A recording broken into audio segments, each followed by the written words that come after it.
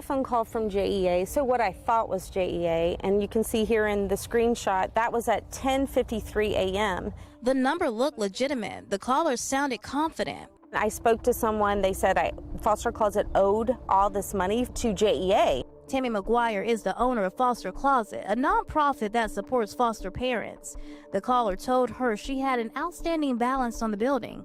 But here's the problem. Tammy moved out of that location more than a year ago. And I said, there's no way, because we've already stopped everything October 2024. And they go, nope, you still owe it. And I go, goodness, there's a new person in there. They have it in their name.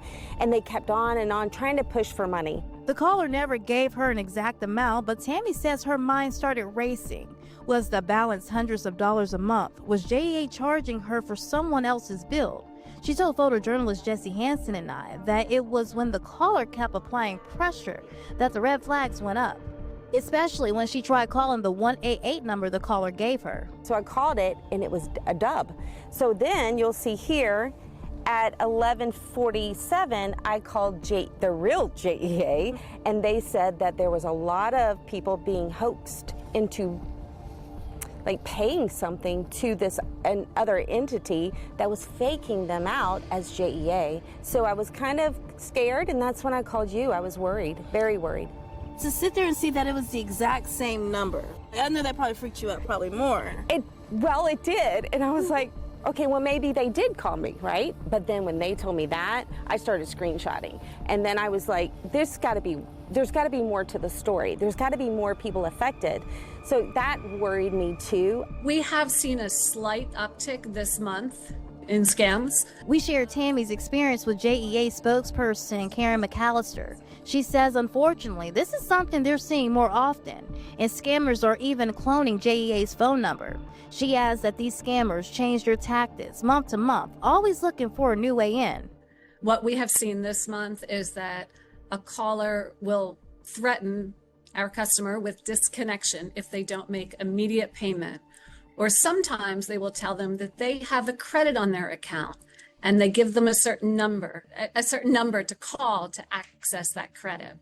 You can't probably stop every scammer, but usually when you guys start seeing an uptick, is there something that you change in your model or anything to combat this, or like? Well, we do work with a national organization to get these numbers shut down.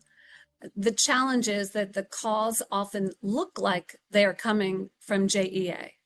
It is tough to shut all the numbers down, but we do, as I said, we do work with a national organization to get their operations shut down. Here on your screen are tips from JEA to help you avoid getting scammed. Caller ID can be spoofed, making scam calls look legitimate. JEA says the safest move is to hang up and call the number on your bill. McAllister also stresses that JEA will never call and demand immediate payment.